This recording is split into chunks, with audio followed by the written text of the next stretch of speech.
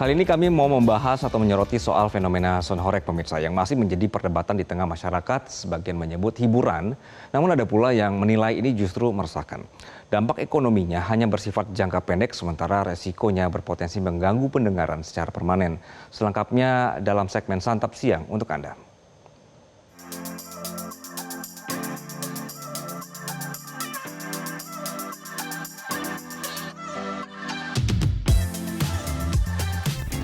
Pemirsa, fenomena sonhorek ramai diperbincangkan di masyarakat, khususnya masyarakat Jawa Timur.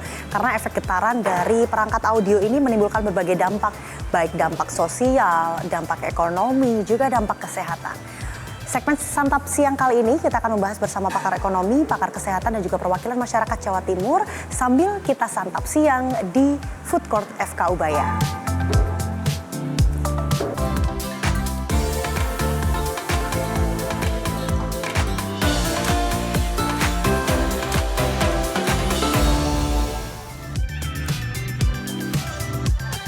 Food Court Fakultas Kedokteran Universitas Surabaya bisa menjadi opsi short meal bagi mahasiswa. Selain menyediakan beragam makanan dan minuman dengan harga terjangkau, area ini juga menyediakan motivational wall. Spot ini adalah tempat baru yang bisa digunakan pengunjung berbagi motivasi atau sekedar menceritakan isi hati. Beberapa makanan yang tersedia ada ayam sambal mata, ayam saus mentai, nasi goreng rempah, dan nasi jamur.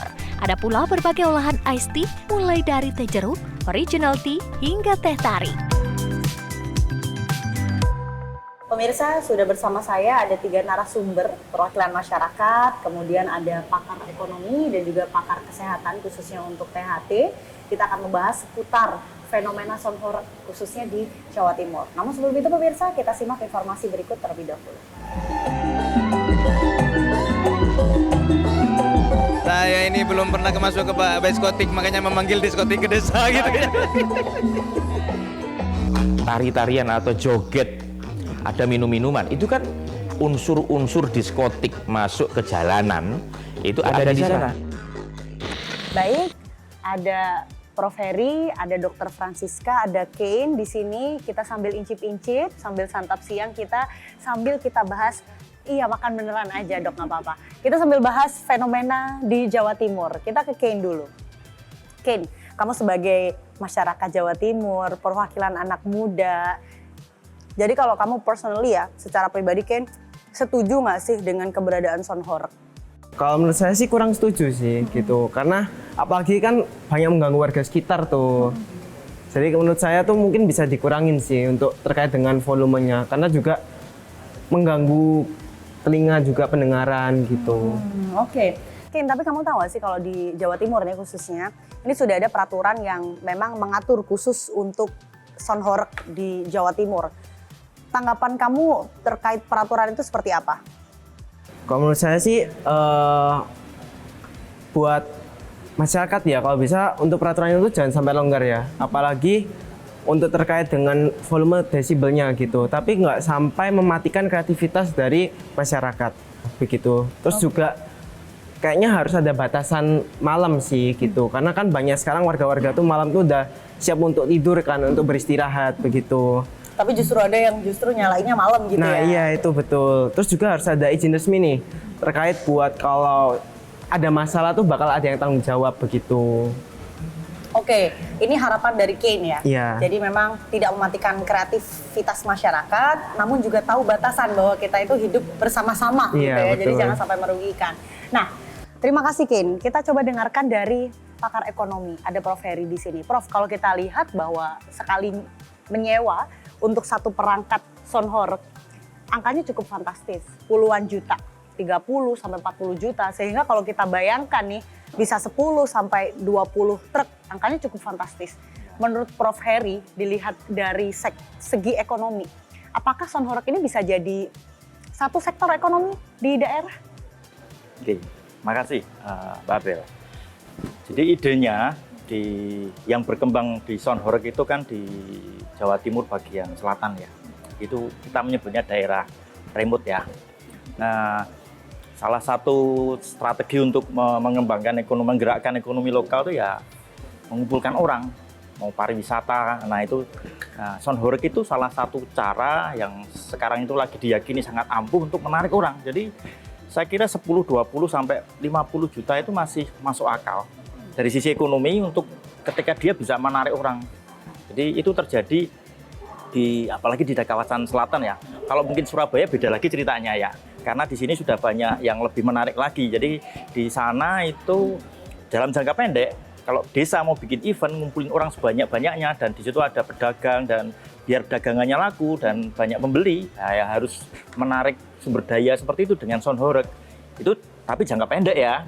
Nah sayangnya masyarakat kita tuh kalau melakukan aktivitas ekonomi itu seringkali hanya mengukur keuntungan jangka pendek, jangka panjangnya seringkali bukan urusan saya kan, urusan nanti kira-kira itu masalahnya.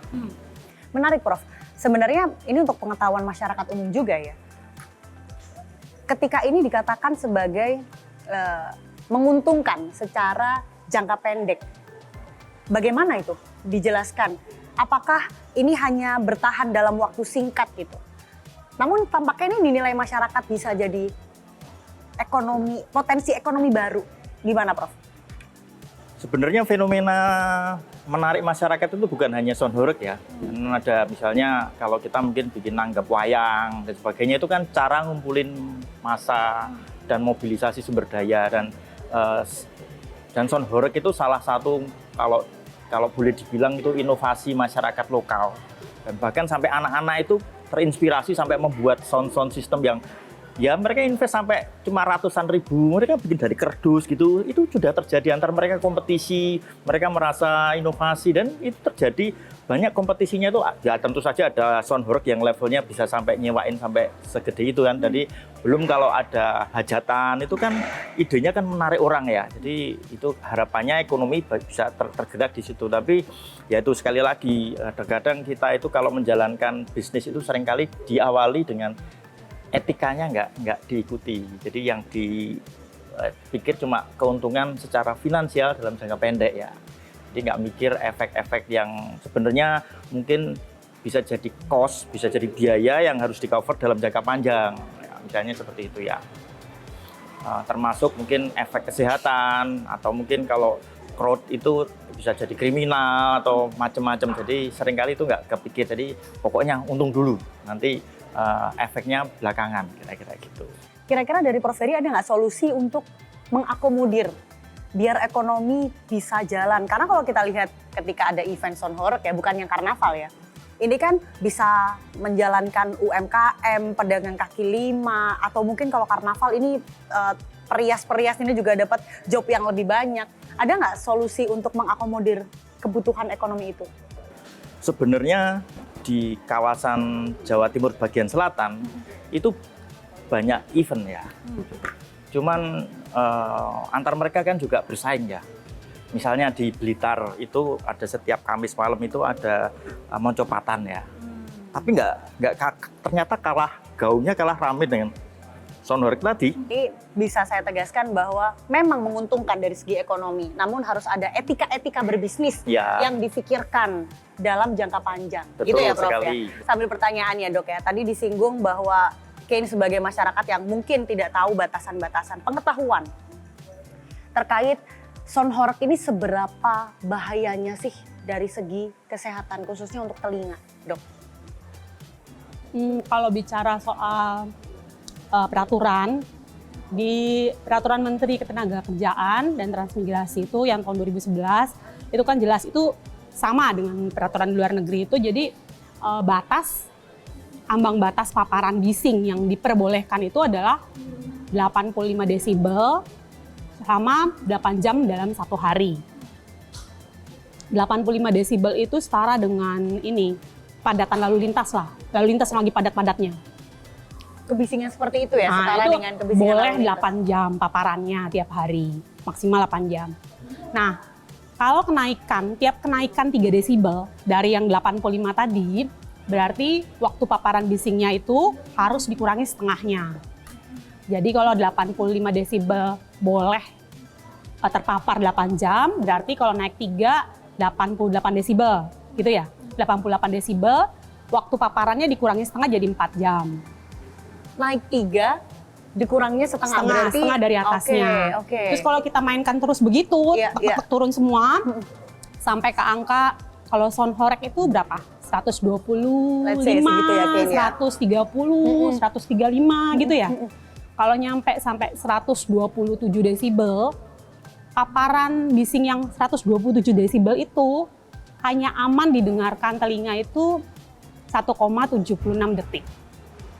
1,76 detik ya dok. Ya kan dikurangin terus, nanti diurut terus sampai ke bawah jadinya seperti itu.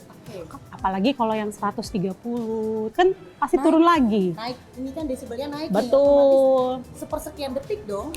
Kalau 140 desibel udah nggak boleh lagi sama sekali didengarkan, sebenarnya terpapar. Nah sekarang kalau kita bicara tentang sound horeg yang berapa itu? 130 desibel, bayangkan aja, walaupun sound horegnya itu jalan kan ya, kita nggak bicara karnaval lah, yang jalan keliling desa itu. Dari orang-orang sekitarnya itu yang udah terpapar, nggak mungkin lah dia berhenti cuma 1 detik di situ kan, pasti lebih dari itu. Masalahnya efeknya itu bukan ke efek gendang telinga. Kalau saya sih gendang telinga nggak terlalu takut ya Mbak.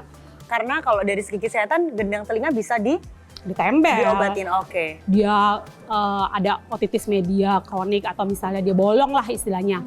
Gendang telinganya bolong, kita masih bisa tembel. Tapi kalau efek dari sound horeg dok?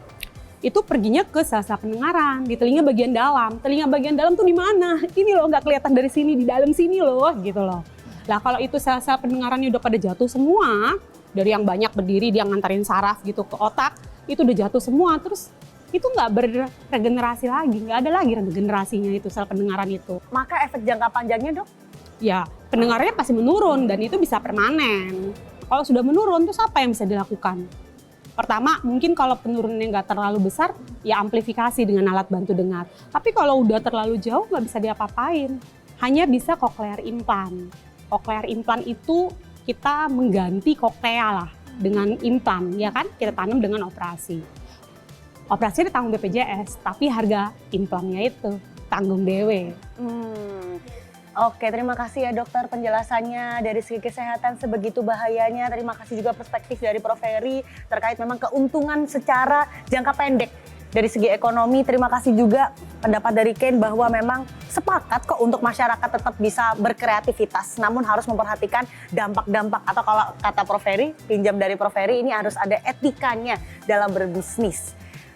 Semoga ini bisa jadi perspektif baru kepada masyarakat, untuk pemirsa juga. Kalaupun pemirsa ini mau mencoba untuk cek pribadi, ada sebenarnya aplikasi di handphone kita yang bisa membantu kita untuk cek, meskipun tidak terlalu akurat ya, tapi setidaknya kita bisa tahu seberapa bahayanya atau seberapa besar paparan sound yang kita dengar. Dari Surabaya, Belinda Firda, Haris Ramadhani, Metro TV. Makan-makan lagi, dilanjut makannya. Usai jeda kami ajak Anda untuk melihat bagaimana situasi terkini, di antaranya adalah wisata Kota Tua Jakarta di saat libur panjang Maulid Nabi saat ini. Saat lagi. Jelajahi cara baru mendapatkan informasi. Download Metro TV Extend sekarang.